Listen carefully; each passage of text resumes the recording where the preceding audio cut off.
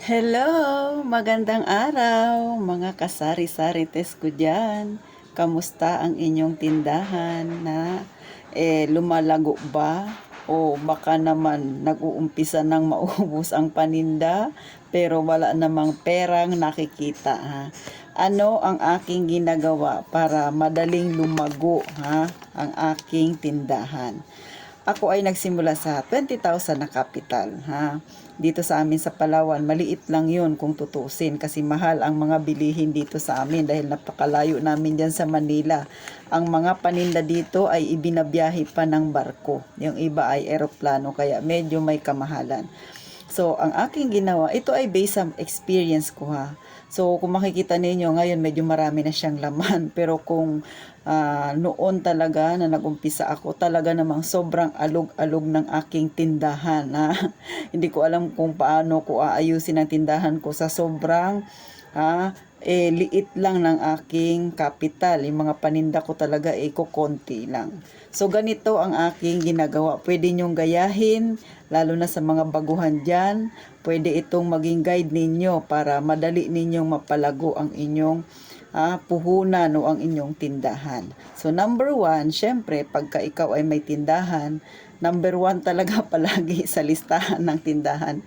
Huwag munang magpapautang, syempre. Yan ang iwasan ninyo, magpautang kayo.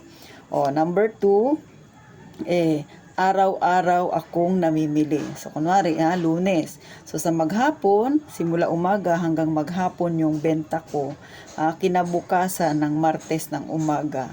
Kasi meron dito sa aming grocery store na maaga nagbubukas.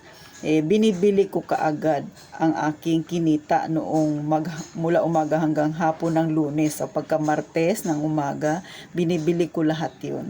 Mayroon lang akong barya na iniiwan sa aking cash box para may panukli ako. The rest, lahat yun talagang binibili ko ng paninda. Syempre, i-check nyo rin ano ba yung mga fast moving ninyo na paninda. Para syempre, yun ang damihan ninyo ng stock. Diba? Mga mantika, mga kung ano-ano na mga pouch na toyo. Usually sa umaga yan talaga yung mabenta. Kape. So nung nagsisimula ako yan, yung kape ko sa taas, ilang piraso lang yan. Diba? Ngayon medyo marami na. Maliban dyan, meron pa ako dito sa harapan na mga nakastock. Para pag bumili si customer, dito na lang ako huhugot, hindi na ako aakyat dyan. Kasi medyo mataas yan. So ganon ang aking ginagawa. Araw-araw akong namimili. Sa totoo lang, nakakapagod talaga ang may tindahan. Sa umpisa, parang medyo nag-enjoy pa ako, pero nung tumatagal na kasi siguro nasa 3 years na rin ako nagtitinda ngayon, talagang medyo nakakasawa.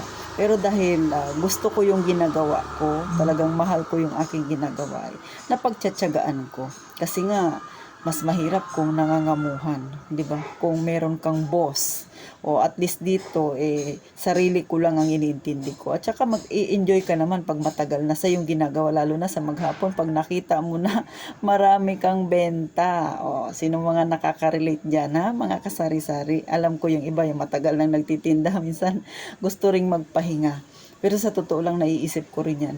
Diba minsan yung parang pagod na pagod ka. Simula Lunes hanggang Sabado, parang pagkalinggo parang gusto mong magpahinga. Parang gusto mo munang isara ang iyong tindahan at magpahinga. Pero dahil kasi yung tindahan ko ikarugtong na rin ang bahay ko, yung likod niyan, iyan na yung kwarto ko. Iniisip ko, ano namang gagawin ko, magpapahinga ako, mag-uupo-upo lang ako, hihiga-higa, hindi magbukas na lang ako ng tindahan, di ba?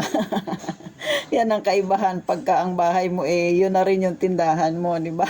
Magpahinga ka, iniisip mo magpahinga ka, pero namimiss din ang katawan mo yung ginagawa mong patayo-tayo sa tindahan. So, hindi ako nagpapahinga. Talaga namang 24, hindi naman 24/7, kumbaga 7 days 7 days a week, yun din yung open ko. Pero nag-uumpisa akong magtinda simula alas 6 ng umaga, nagsasara ako ng alas 10 ng gabi.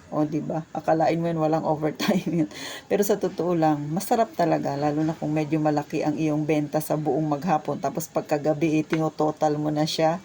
Di ba? Tapos iisipin mo kinabukasan, mamimili ka na naman ng paninda. So, kasi ako, meron akong motor na ginagamit. Kaya medyo kahit papano hindi ako nabibigatan sa pamasahe. Kasi kung araw-araw kang mamimili tapos namamasahe ka, mabigat talaga naman. Sa mga walang service dyan, pag namimili kayo, Siguro ano na lang, mag-set na lang kayo ng araw kung kailan kayo bibili kasi malulugi kayo sa pamasahe. Sa akin kasi may motor ako, mas nakakatipid ako kahit araw-araw akong namimili kasi malapit lang at saka matipid naman pag motor lang yung ginagamit. Kung mamamasahe ka, mahal ang pamasahe, so lugi ka, talong-talo ka sa pamasahe.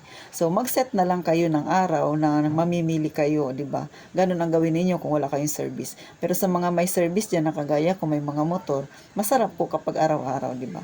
Talaga naman, pag may tindahan ka, maaga kang gigising kasi nga, syempre gusto mo marami ka ng benta. O, di ba? Yan ang number 1 na ginagawa ko. Syempre, una, wag talagang magpapautang. Kasi syempre, pagod-pagod mamimili ka. Tapos papautang mo lang doon sa makunat magbayad. O, di ba?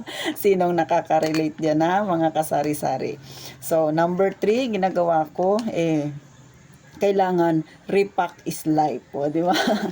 Okay. Mahilig akong mag-repack ng kadalasan asin, tapos mantika, asukal. Kasi ang asukal talaga ngayon, napakamahal talaga. Pero meron pa ring bumibili. Palima-lima. Bihira na yung bumibili sa akin ng 1/4 or kalahating kilo kasi sobrang mahal niya. At saka, syempre sa environment ko dito, talagang level yung aking paninda. Yan yung hinahanap ng masa, ang palima-lima, mga mantika, 5, 10. Pero kung repack is life, malaki naman din ang kinikita mo kaysa sa bibilhan ka ng bote-bote. Mas malaki ang tubo ng repack. Kaya lang, talagang nakakapagod. Pero tiyagaan lang po. Sabi nga nila, di ba, kung may tiyaga, may nilaga. Talaga naman, pagka maghapon, pagod na pagod kang mag-repack, pero sa totoo lang, malaki ang kinikita kaysa sa bibilhin sa'yo ng maramihan yung bote-bote, mas malaki ang kita sa repack. Syempre, tiis-tiis, tiyaga-tiyaga, kasi ito yung buhay na pinili natin ang magnegosyo ng sari-sari store, di ba? Mas lalo na sa mga bata, di ba? Kaya hindi pa piso-piso, sinong mga nakaka-relate dyan na, yung masakit yung ulo mo tapos nakaupo ka, bibilihan ka ng mga bata pa piso-piso, di ba? Pero syempre, hindi mo naman pwedeng tanggihan yon kasi nga, sa piso-piso ng mga bata, dyan ka din makakaipon ng barya, o di ba? Kaya ako, marami rin akong candy, o di ba? Kahit na nakakapagod yung papiso-piso ng mga bata, pero marami pa rin akong candy kasi yan yung mabenta sa mga bata, o di ba? Dito sa amin ganyan, kasi yun lang yung kaya nilang bilhin. O ika nga, level mo, pangmasa mo ang iyong paninda. O next, kung may repack is life, syempre, kailangan rin natin minsan makipagtsikahan sa mga customer, di ba? Isa yan sa makakadagdag ng benta mo, kaya madali mong mapalagwang yung tindahan. Syempre, pagka good communication ka sa yung customer, di ba? Wag lang magchismisan regarding sa buhay ng may buhay. Mahirap yun, mapapatawag ka ni Kapitan. Ang pagkwentahan ninyo, yung mga bilihing tumataas, di ba? Ako kasi, yun ang aking madalas na pinatopic sa kanila. Bakit? Syempre, para hindi sila magulat bakit mataas na masyado ang benta mo sa ganito, di ba?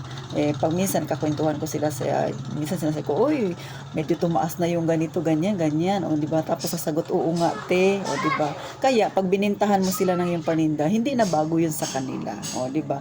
Good communication kasi ang ginawa mo. So, kayo ba? Ganyan din ba kayo? Sa mga baguhan dyan, sa mga nagnanais na magtinda, lalo na sa mga maboka, mga mahilig mag-sales stock, di ba? Malaking tulong yan. At saka talaga, syempre, may mga magkakaroon ka ng regular na customer kapag ikaw ay maboka talaga sa iyong customer, mahilig kang makipagkwentuhan, pero yung kwentuhan ninyo may sense, wag lang yung hindi nakakatulong sa iyong tindahan. O sana nakatulong ako sa inyo sa mga na nag-iisip na magkaroon ng tindahan, ano ba ang kanilang gagawin para mapalago kaagad ang kanilang negosyo. Isa lang ito sa mga pamamaraan ko itong mga ganitong style ko Maaari nyo rin namang gawin style sa inyong tindahan.